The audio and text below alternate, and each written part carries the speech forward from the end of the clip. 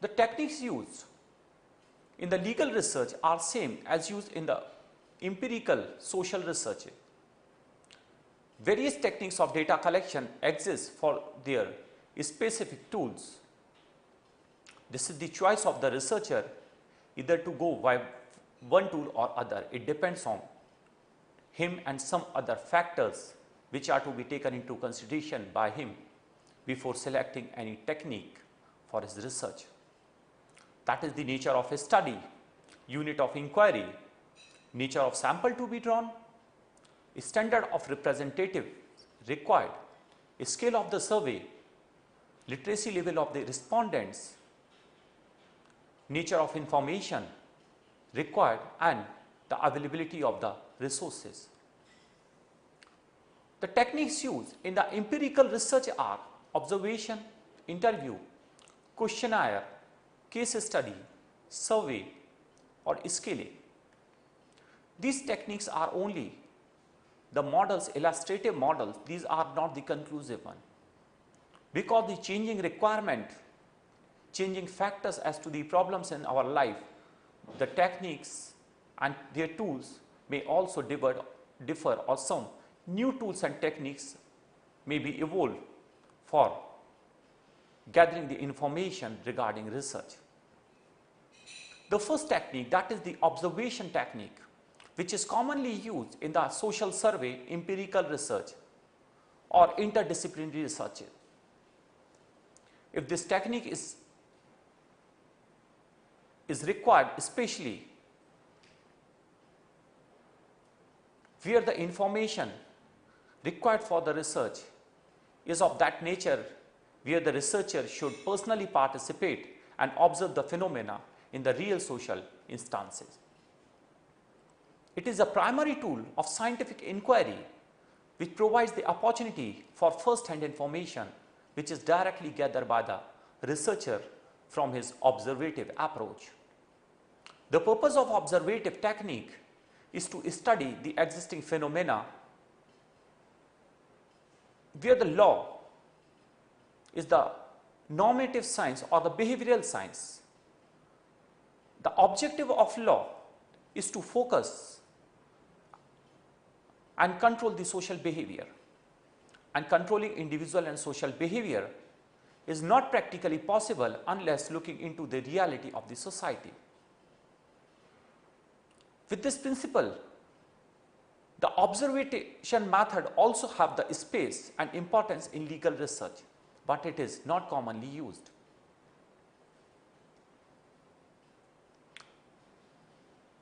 In observation technique, it may be in the controlled or uncontrolled manner. Though the controlling human behavior is not the easy task, yet it can be studied in the controlled and uncontrolled observation. Uncontrolled observation means where the stimulus or the subject of observation is free from any kind of external control or influence by the researcher or on his part. Where the controlling technique, the researcher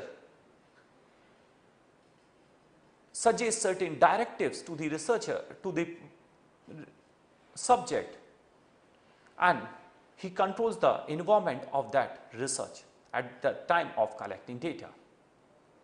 In uncontrolled observation, researcher studies phenomena without any interference in natural occurrence of phenomena. That is why this uncontrolled approach is deemed more authentic and appropriate for gathering the real research data. And that is why it is considered beneficial. There are some reasons to support this uncontrolled method, that is, the natural and real phenomena can be captured by the researcher, which is the basic objective of every research, to know the truthness and reality which is ordinarily takes place in the natural course of life, where the dynamic social behavior changes from one place and time to another. That is why it cannot be controlled, and uncontrolled position of the researcher towards gathering the data from the society, that is the appropriate method and supportive for the scientific research. This method is considered important for hypothesis point of view. On the observation technique, P.V. Young observed that incidents have greater importance on research rather information received from other techniques. In doctrinal research, the information or other methods used in empirical research, the information are not directly received, information is received from distant or indirect sources. And this is the direct method which does not employ any agent between the researcher and occurrence of real phenomena, which is the subject of research. But the observation of social phenomena for the study purpose is a complex situation, because the human nature, culture and pattern of human conduct cannot be controlled, cannot be anticipated. That is why, and the environmental factors may involve in this process. For the sake of convenient study, according to the environment of research, circumstances thereof, the researcher can further subclassify the way of his observation as participation, quasi-participation and non-participative method.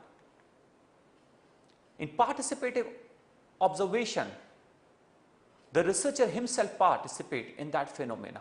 He himself becomes the member of that particular environment, that phenomena, and thereafter he observes the overall occurrence of the phenomena, being a member of that group or society. If you want to observe the activities of your students in the classroom as a teacher, if researcher goes and sit as an observer and becomes the student, participate in the class as a student, he can better observe the real activities of students in the classroom, which cannot be possible to measure in the presence of teacher. In observative method, through participation, he closely watch the behavior and activity of the group and study them closely, correctly and comprehensively. Second method, that is the quasi-participative method, where the researcher participates in the process for the limited purpose. He does not participate in the overall environment in its natural process.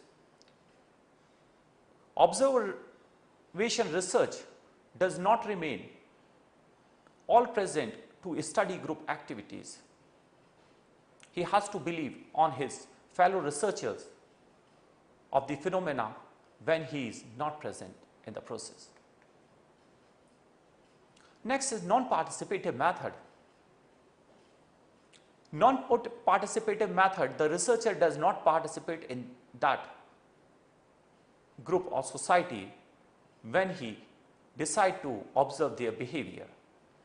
The social behavior or the group behavior is observed